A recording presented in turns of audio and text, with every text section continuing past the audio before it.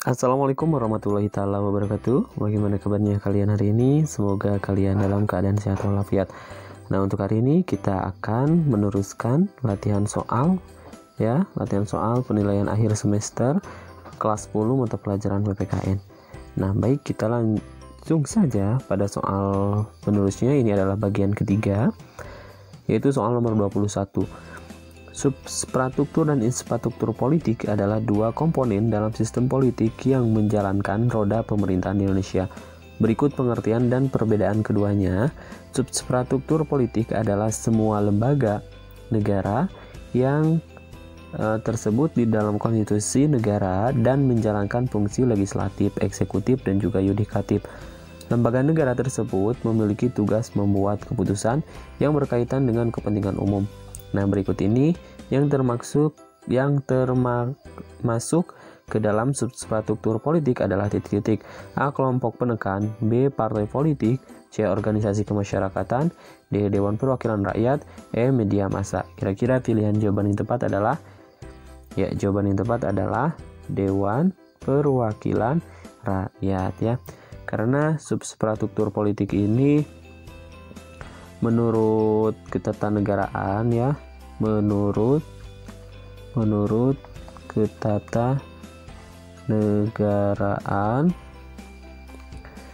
ketatanegaraan Republik Indonesia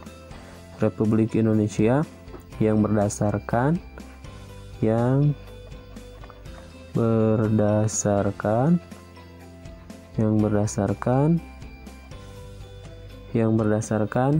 pada Undang-Undang Dasar Negara Republik Indonesia tahun 1945 adalah apa saja? Yaitu Presiden, terus MPR, lalu DPR ya, DPD, lalu BPK, terus juga MK dan KY. Atau substruktur ini adalah lembaga legislatif, eksekutif, dan yudikatif ya. Legislatif, terus juga eksekutif, dan yudikatif. Nah, kalau ditanyakan di soalnya itu adalah infrastruktur.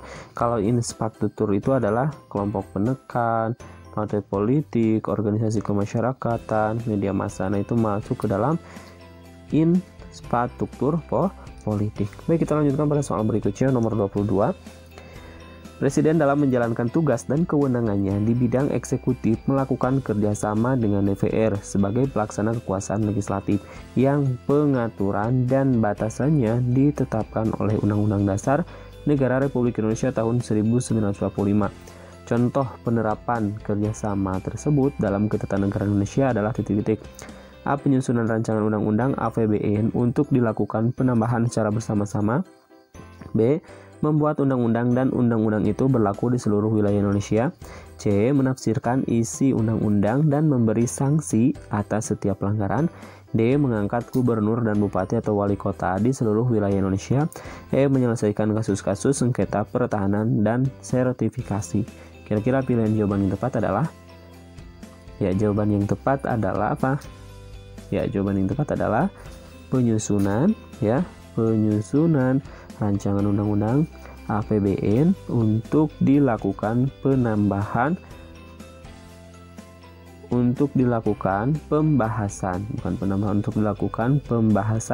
secara bersama-sama. Nah, contoh penerapan kerjasama antara presiden dengan DPR ini adalah contohnya di sini ya, tulis bawah aja. Contoh kerjasama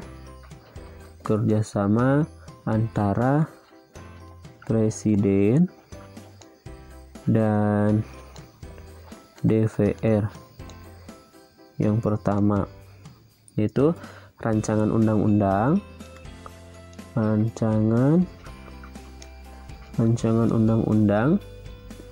dibahas oleh DPR ya, dibahas oleh DPR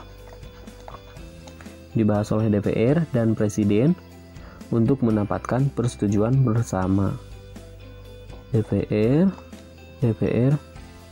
dan Presiden untuk mendapatkan persetujuan bersama. Yang kedua ya, contoh kerjasama antara Presiden dengan DPR itu apa? Penyusunan rancangan undang-undang APBN ya, penyusunan rancangan undang-undang APBN ya, APBN untuk dilakukan pembahasan secara bersama-sama ya, untuk dilakukan pembahasan secara bersama-sama. Yang ketiga, contoh kerjasama antara Presiden dan DPR itu adalah menerima penempatan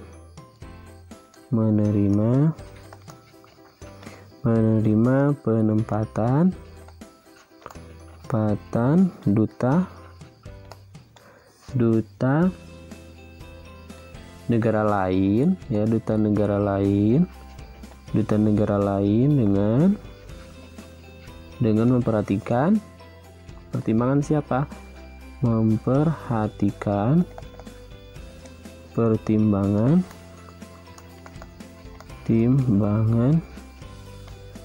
dari DPR. Ini adalah beberapa contoh ya, ini adalah beberapa contoh dari kerjasama antara Presiden dengan DPR. Ada rancangan undang-undang dibahas oleh DPR dan Presiden untuk mendapatkan persetujuan bersama. Yang kedua, penyusunan rancangan undang-undang APBN untuk dilakukan pembahasan secara bersama-sama. Yang ketiga, menerima penempatan duta negara lain dengan memperhatikan pertimbangan dari DPR. Baik, kita lanjutkan pada soal berikutnya. Dengan berlakunya otonomi daerah, pemerintahan daerah mempunyai kewenangan yang besar sehingga dapat melaksanakan pembangunan yang titik-titik ya. A. Menguntungkan pejabat daerah, B. Menghasilkan keuntungan, C. Membantu penjabat di daerah, D. Sesuai aspirasi masyarakat di daerah, E. Meringankan pemerintahan pusat. Kira-kira pilihan jawaban yang tepat adalah? Ya, jawaban yang tepat adalah sesuai aspirasi dari masyarakat di daerah. Nah, otonomi daerah ini ya, otonomi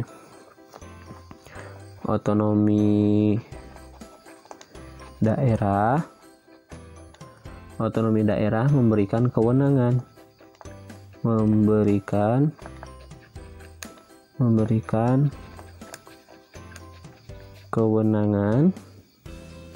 bagi daerah untuk mengurus dan mengelola daerahnya sendiri ya. Kewenangan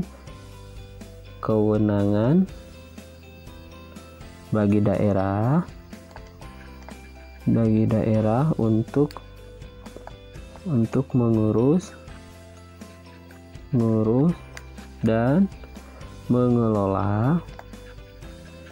mengelola daerahnya sendiri.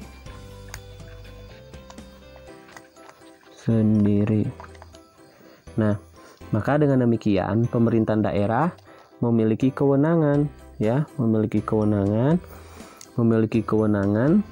yang besar terhadap daerahnya. Namun bukan berarti pemerintahan daerah dapat bertindak sewenang-wenang, melainkan harus sesuai dengan apa?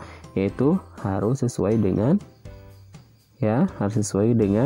aspirasi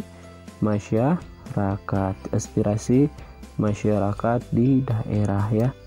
Jadi ini dalam pengelolaan dalam pengelolaan atau mengurus daerahnya tentunya harus sesuai dengan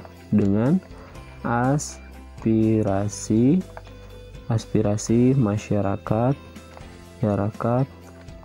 di daerah ya. Jadi pemerintah daerah itu memiliki kewenangan yang besar terhadap daerahnya, namun bukan berarti pemerintah daerah itu bertindak sewenang-wenang ya, bertindak sewenang-wenang.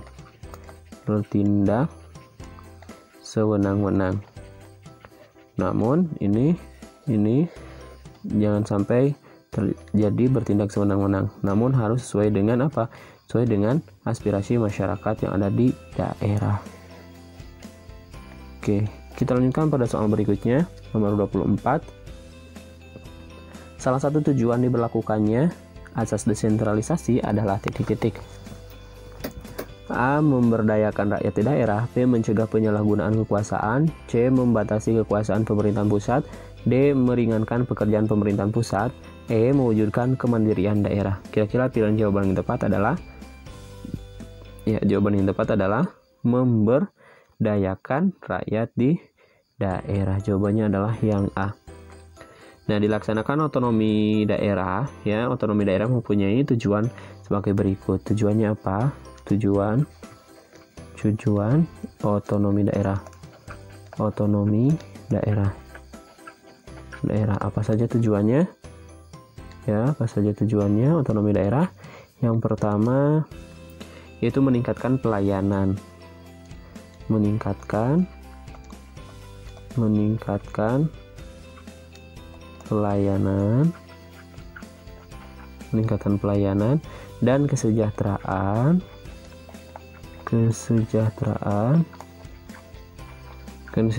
masyarakat di daerah ya. Masyarakat di daerah. Yang kedua, agar semakin baik tentunya ini ya, agar semakin baik. Nah, yang kedua dari tujuan otonomi daerah ini apa? Yang kedua yaitu memberikan kesempatan daerah ya untuk apa? Yaitu untuk mengatur dan mengurus daerahnya. Ya, kesempatan di sini. Memiliki kesempatan untuk mengatur tentunya, mengatur dan mengurus ya. Mengurus apa? Mengurus daerahnya sendiri. Lalu yang selanjutnya yaitu meringankan beban pemerintahan pusat. Meringankan yang ketiga meringankan beban pemerintahan pusat. Yang keempat apa? Yang keempat itu memberdayakan dan mengembangkan sumber daya alam dan masyarakat daerah ya. Yang keempat memberdayakan SDA.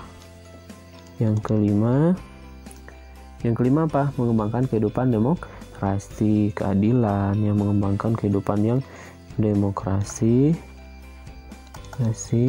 keadilan dan lain-lain. Nah, ini beberapa tujuan otonomi daerah atau salah satu tujuan diberlakukannya desentralisasi.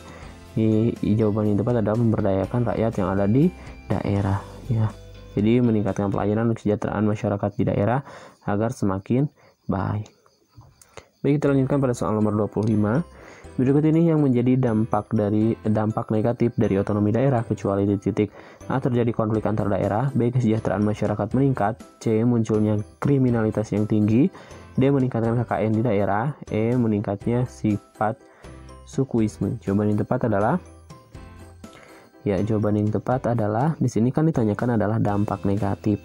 Berarti dampak negatif dari otonomi daerah kecuali kesejahteraan masyarakat ini meningkat ya.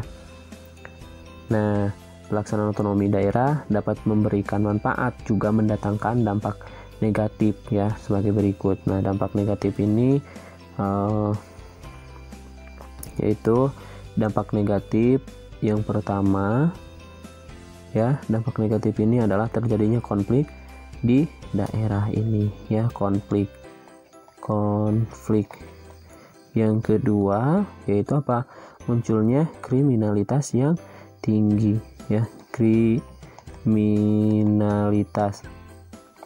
kriminalitas yang tinggi. Yang ketiga yaitu meningkatnya KKN di daerah, korupsi, kolusi, dan nepotisme.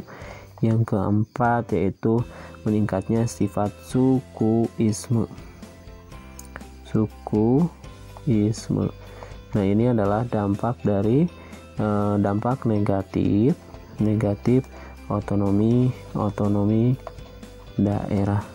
Jadi kecualinya adalah kesejahteraan masyarakat meningkat. Baik, kita lanjutkan pada soal nomor 26. Indonesia sudah lama menerapkan kebijakan daerah, termasuk tata cara pengelolaan hutan dan lingkungan hidup. Sayangnya, kebijakan ini justru menimbulkan fenomena tumpang tindih izin pengelolaan lahan antara pemerintahan pusat dan pemerintahan daerah menggunakan analisis perubahan sosial.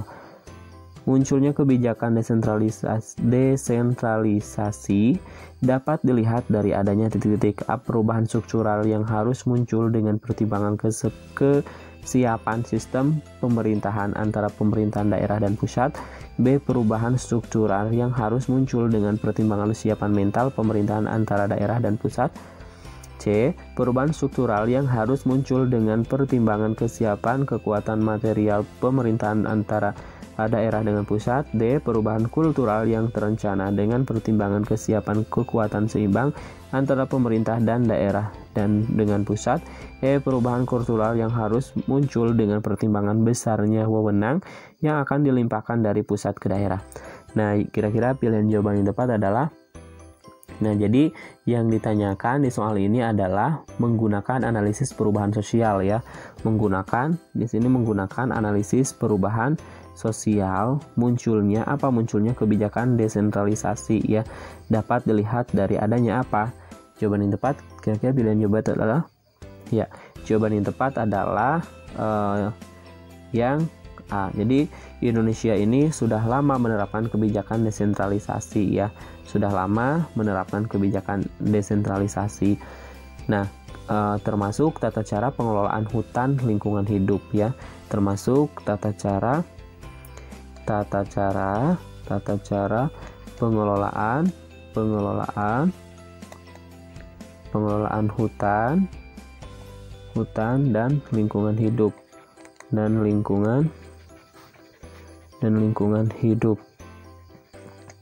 Nah, sayangnya kebijakan ini justru menimbulkan fenomena tumpang tindih izin pengelolaan lahan pemerintah pusat dan pemerintahan daerah menggunakan analisis perubahan sosial.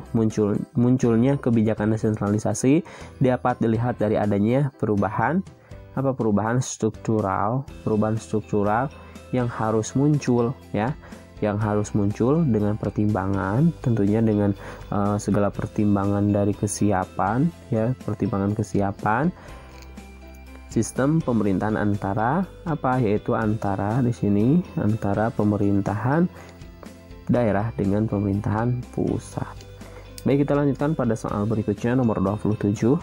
Pertumbuhan penyelenggaraan kekuasaan negara di daerah pula terjadi dalam proses pemilihan kepala daerah. Ada 3 sistem pemilihan ataupun penaikan kepala daerah yang sempat berlaku di Indonesia, ialah penunjukan langsung oleh pemerintahan pusat, gubernur ditunjuk serta dinaikkan oleh presiden atau bupati wali kota oleh menteri dalam negara, dipilih oleh Dewan Perwakilan Rakyat wilayah.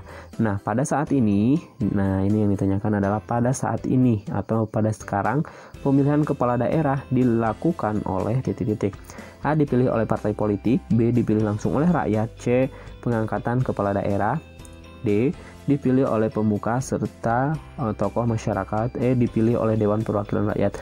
Jelas ya, ini jawabannya adalah dipilih langsung oleh rakyat. Nah, kalau sekarang pemilihan daerah ini adalah dipilih langsung. Dipilih langsung oleh siapa? Oleh rakyat. Makanya ada penerapan sistem demokrasi dari rakyat, oleh rakyat, dan untuk rakyat. Dari, oleh, untuk siapa, yaitu untuk di sini untuk rakyat. Baik, kita lanjutkan pada soal nomor 28.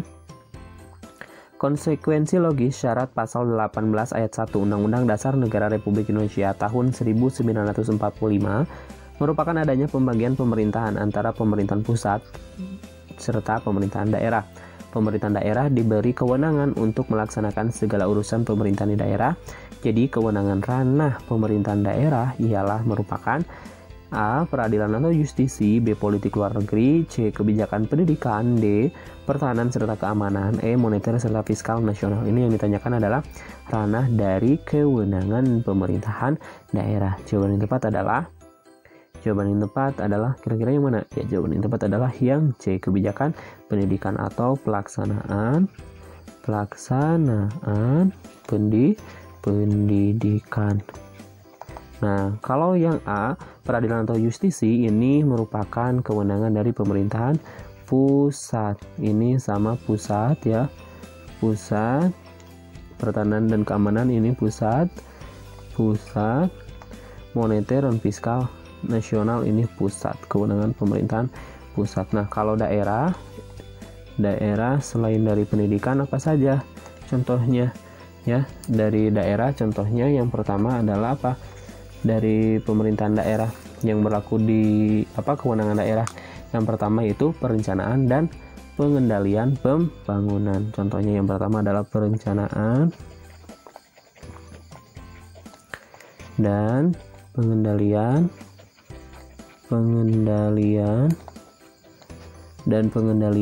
pembangunan.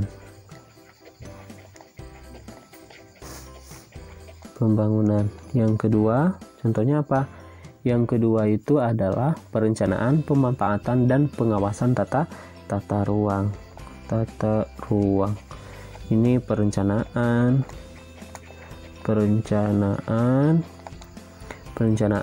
pemanfaatan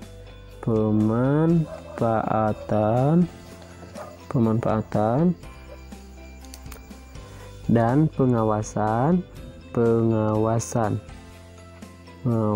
apa, yaitu pengawasan tata ruang. Yang ketiga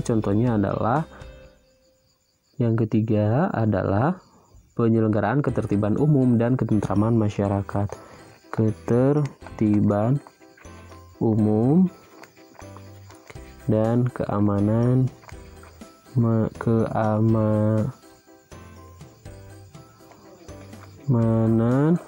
masyarakat dan lain-lain, masih banyak lagi ya. Baik, kita lanjutkan pada soal berikutnya. Nomor 29. Pemerintahan daerah ialah bagian tidak terpisahkan dari sistem pemerintahan Republik Indonesia. Kewenangan tersebut dipergunakan buat mengelola kekuasaan negara dalam rangka mewujudkan tujuan negara. Pemerintahan daerah melaksanakan otonomi seluas-luasnya buat mengendalikan serta mengurus sendiri urusan pemerintahan berdasarkan titik-titik. A. Asas keterbukaan serta akuntabilitas, B. Asas otonomi serta tugas pembantuan, C. Asas kepastian hukum serta demokrasi, D. Asas pemerintahan serta pembagian kekuasaan, E. Asas penyeimbangan serta pembagian kekuasaan. Jawaban yang tepat adalah, nah di sini pemerintahan daerah melaksanakan otonomi seluas-luasnya buat pengendalian serta mengurus sendiri urusan pemerintahan. Nah, ini ada di tentang pemerintahan daerah ya, pemerintahan daerah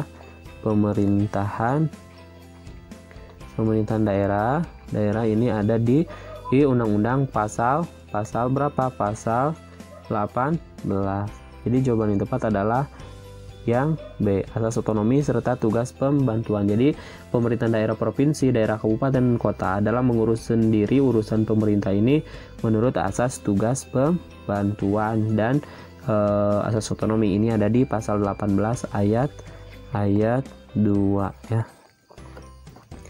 Kita lanjutkan soal yang terakhir. Perhatikan informasi berikut. Yang pertama, politik luar negeri, pertahanan, kesehatan, agama. Yang kedua, pertahanan, agama, moneter, politik luar negeri. Yang ketiga, perumusan kesehatan, tata ruang, pertahanan.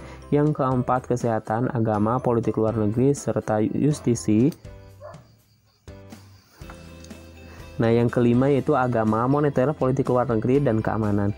bersumber dari informasi di atas, bidang yang masih jadi kewenangan pemerintahan pusat ditunjukkan oleh nomor A1 dan 2, B1 dan 3, C1 dan 5, D 2 serta 4, E 2 serta 5. Kira-kira pilihan jawaban yang tepat adalah, nah kalau politik luar negeri ini merupakan salah satu kewenangan dari pemerintahan pusat.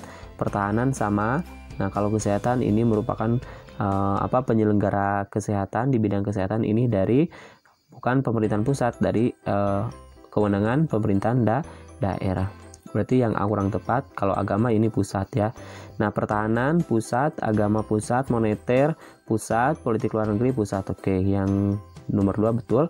Yang nomor 3, perumahan, kesehatan, tata ruang, pertahanan ini kesehatan masih ada, ini berarti daerah ya. Ada bagian dari daerahnya. Berarti nomor 3 kurang tepat.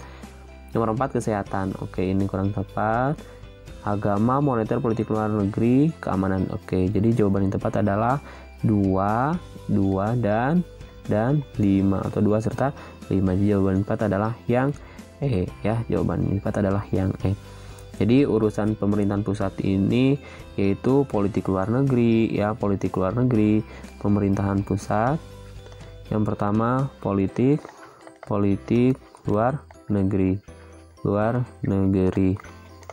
Yang kedua yaitu bidang pertahanan dan keamanan, tentunya pertahanan dan keamanan. Yang ketiga justisi atau kehakiman ya, justisi atau kehakiman. Yang keempat bidang agama, terus juga kebijakan moneter ya, moneter atau fiskal dan lain-lain. Nah, jadi yang termasuk ke dalam urusan pemerintahan pusat ya, wewenang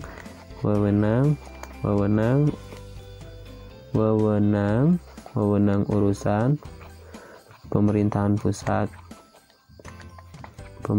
pusat yaitu salah satunya adalah politik luar negeri, terus juga pertahanan dan keamanan, terus juga justisi atau kehakiman, agama, kebijakan moneter atau fiskal dan lain-lain. Baik, sampai jumpa di video pembahasan selanjutnya. Kami akhiri, semoga bermanfaat ya.